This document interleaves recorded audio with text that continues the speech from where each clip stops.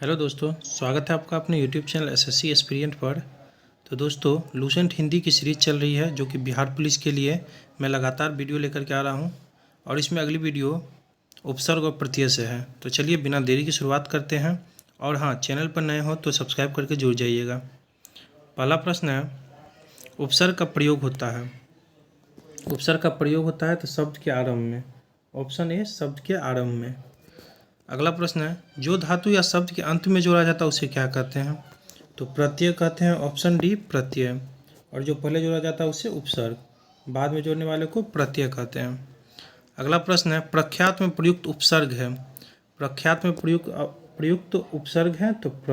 Option A, प्र। अगला प्रश्न है, प्रत्युत्पन्न मति शब्द में कौन सा उपसर्ग है? तो कौन सा उपसर्ग है? तो ऑप्शन बी, प्रति। अगला प्रश्न है, गमन शब्द को विपरीतार्थक बनाने के लिए आप किस उपसर्ग का प्रयोग करेंगे जिससे वह विपरीतार्थक बन जाए? तो उपसर्ग यानी पहले जोड़ेंगे तो 5 का बी हो जाएगा, आगमन हो जाएगा, गमन का आगमन हो जाएगा और विपरीतार्थक भी बन जाएगा। अगला प्रश्न है, निर्वासित में प्रत्यय है। निर्वासित में प्रत्यय है तो 6 का आंसर हो जाएगा डी, इत। इत प्रत्यय है। अगला प्रश्न है, लेखक शब्द के अंत में कौन सा प्रत्यय लगा हुआ है? लेखक शब्द के अंत में कौन सा प्रत्यय लगा हुआ है? तो 7 का आंसर हो जाएगा डी, अक। अक लगा हुआ है। अगला प्रश्न है, अनुज शब्द को स्त्रीवाचक बनाने के लिए आप किस प्रत्यय का प्रयोग करेंगे? तो स्त्रीवाचक बनाने के लिए अनुज में किस प्रत्यय का प्रयोग होगा? तो इसका आंसर हो जाएगा 8 का सी, आ। अनुजा, अनुजा कर देंगे तो वो स्त्रीलिंग में हो जाएगा, स्त्रीवाचक। अगला प्रश्न है, शुद्ध शब्द को स्त्रीवाचक बनाने के लिए किस प्रत्यय का प्रयोग किया जाएगा? शुद्ध शब्द को स्त्रीवाचक बनाने के लिए किस प्रत्यय का प्रयोग किया जाएगा? तो इसका आंसर हो जाएगा 9 का बी, यानी आ। सुता आ जाएगा, सुता हो जाएगा। अगला प्रश्न है, स्पृश्य शब्द को विलोमार्थक बनाने के लिए किस उपसर्ग का प्रयोग करेंगे? तो किस उपसर्ग का प्रयोग करेंगे? तो ऑप्शन सी, अ का। ऑप्शन सी, अ का। अगला प्रश्न है, प्रतिकूल शब्द में कौन सा उपसर्ग प्रयुक्त है? प्रतिकूल शब्द में कौन सा उपसर्ग प्रयुक्त है? तो 11 का हो जाएगा प्रति, डी ऑप्शन, प्रति। अगला प्रश्न है, कौन सा उपसर्ग आचार शब्द से पूर्व लगने पर उसका अर्थ जुल्म हो जाता है?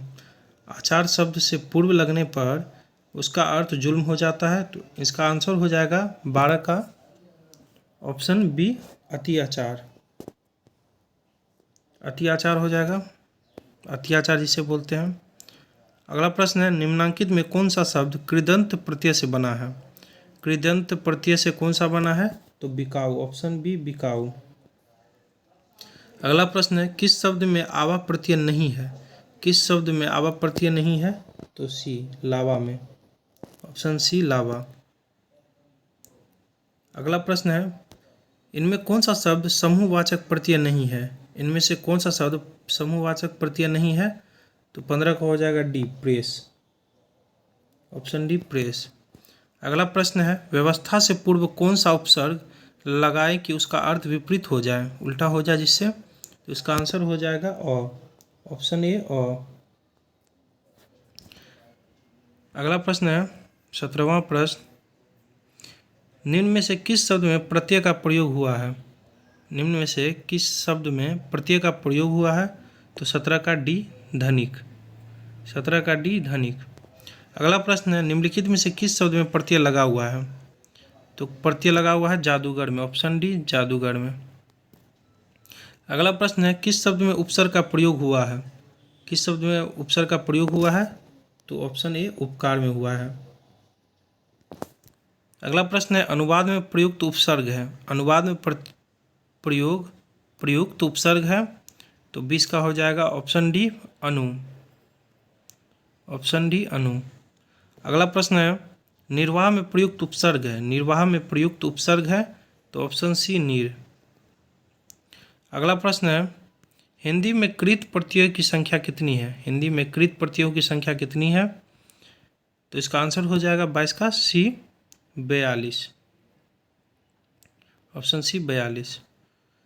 अगला प्रश्न है, कृदंत प्रत्यय किन शब्दों के साथ जुड़ते हैं?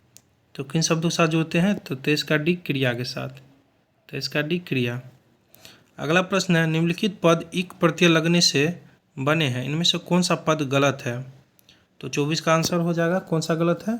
तो डी गलत है, पक्षिक, पक्षिक जो है गलत है। अगला प्रश्न है, किस शब्द की रचना प्रत्यय से हुई है? किस शब्द की रचना प्रत्यय से हुई है? तो 25 का डी, इनमें से कोई नहीं, ऑप्शन डी इनमें से कोई नहीं। अगला प्रश्न है, बेइंसाफी में प्रयुक्त उपसर्ग है, बेइंसाफी में प्रयुक्त उपसर्ग है, तो ऑप्शन ए बे।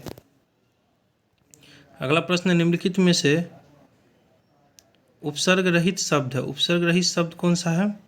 तो 27 का आंसर हो जाएगा डी सुरेश।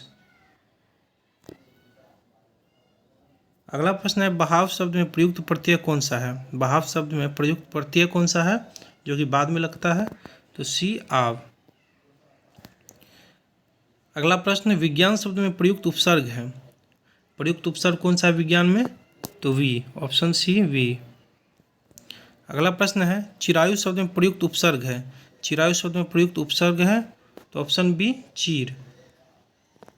अगला प्रश्न है, धुंधला शब्द में प्रयुक्त प्रत्यय है, धुंधला शब्द में प्रयुक्त प्रत्यय है, तो ऑप्शन सी ला। अगला प्रश्न है, दोषहर्ता में प्रत्यय का चयन कीजिए, दोषहर्ता में प्रत्यय का चयन कीजिए, तो ऑप्शन ए हर्ता, जो कि बाद में लगता है, यानी हर्ता।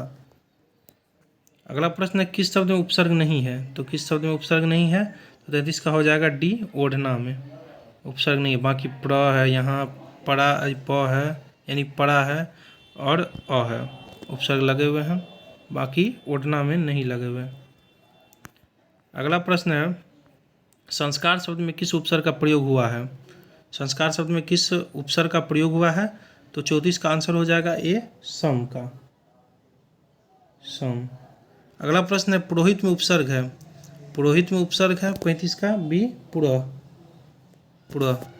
अगला प्रश्न है, अवनत शब्द में प्रयुक्त उपसर्ग है, अवनत शब्द में प्रयुक्त उपसर्ग है, तो 36 का सी, 36 का सी। अगला प्रश्न है, सावधानी शब्द में प्रयुक्त प्रत्यय है, सावधानी शब्द में प्रयुक्त प्रत्यय है, तो ई, ऑप्शन ए ई। कनिष्ठ शब्द में प्रयुक्त प्रत्यय है, कनिष्ठ शब्द में प्रयुक्त प्रत्यय है, तो 38 का हो जाएगा ए इष्ट, ऑप्शन ए इष्ट। अतीव शब्द में निम्नलिखित में से कौन सा उपसर्ग है? तो ऑप्शन सी इति, ऑप्शन सी इति। अगला प्रश्न है, अमावट में प्रत्यय है, अमावट में प्रत्यय है, तो option C out, option C out. तो इसमें प्रश्नों की संख्या 40 थी। आई होप कि आप लोगों को वीडियो अच्छी लगी हो। थैंक यू दोस्तों, wish you all the best. Channel को लाइक सब्सक्राइब कर लीजिएगा। थैंक यू दोस्तों।